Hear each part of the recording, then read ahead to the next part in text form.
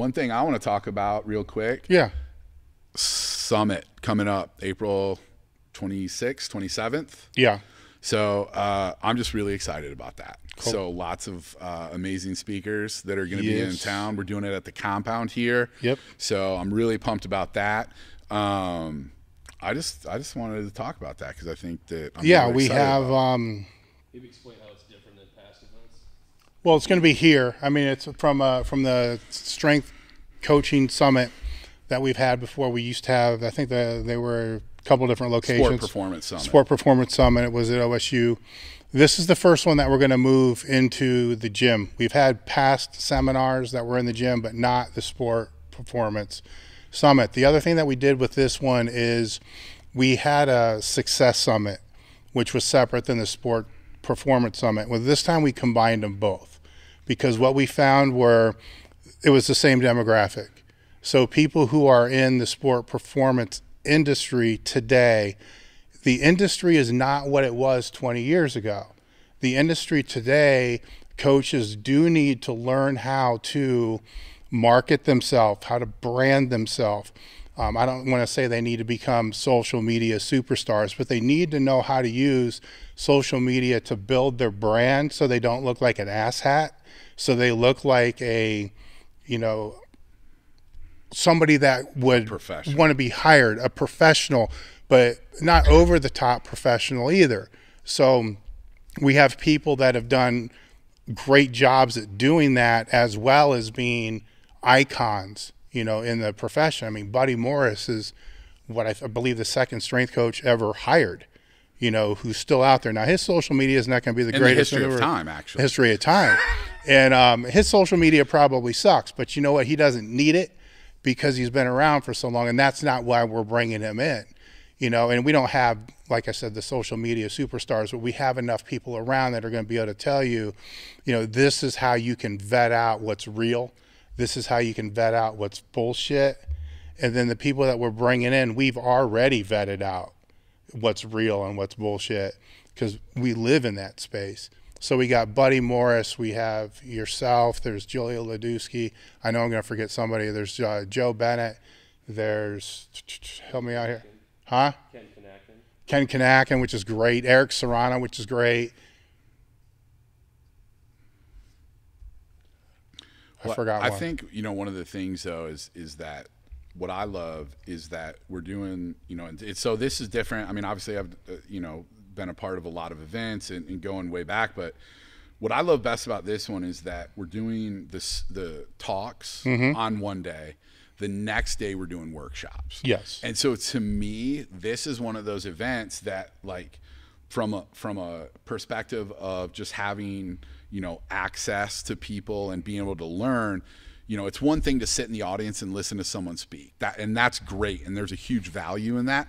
But to me, being in here in this small environment and then having the chance to break off and do the workshops with everybody, like, honestly, like, part of me, I'm like, man, like, I'm happy to be speaking. I'm super honored and grateful to be speaking. But part of me is like, I just would like to do workshops with some of the other people because there's stuff I want to learn from those other people. And I don't get that kind of access to them because they're having this dedicated time.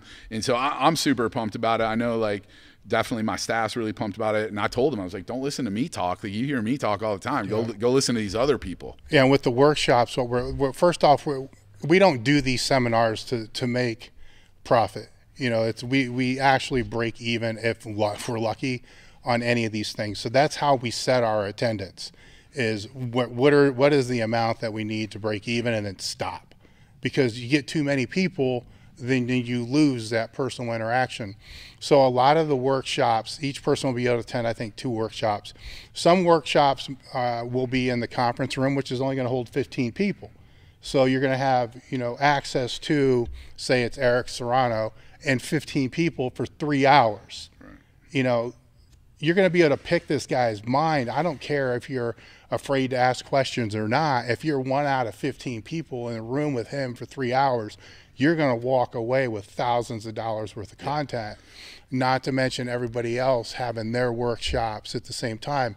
The only sad part about the whole thing is not everybody's going to be able to attend every workshop just because of time. But you know, that is what it is, and we'll figure out a way to work those bugs out later down the line. But that part I really do like about what we're doing here, because it's also new. So it's something else we get to tinker with to see how it's going to work. And then I think the VIP are already sold out, but there's the open training. Alwyn Cosgrove is the Cosgrove, I can't forget Alan. God damn it, he's going to be so pissed at me because I forgot him. You should have forgot him. Oh my God. But I mean, when you want to talk about, you know, a person who knows their shit about training and a person that knows their shit about the business of training, you're talking about somebody who I do believe was cited as having the highest profit per square foot of any training facility in America.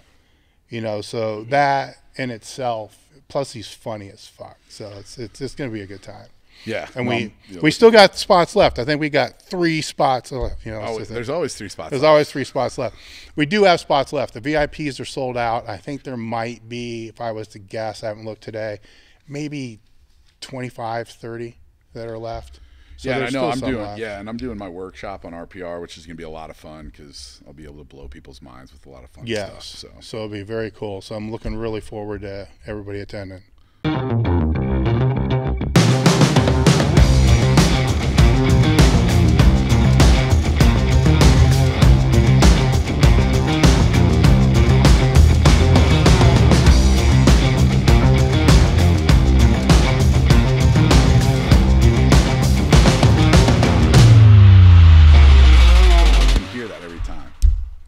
The people can probably hear that. Well, I don't care if they can hear it, but if you can't, if you hear it and it bothers you, then that's fucking cool to me. It's annoying. It's annoying. It's like you're talking, but then all I hear is this, and it's not even a good beat. Yeah. It's not even a good beat.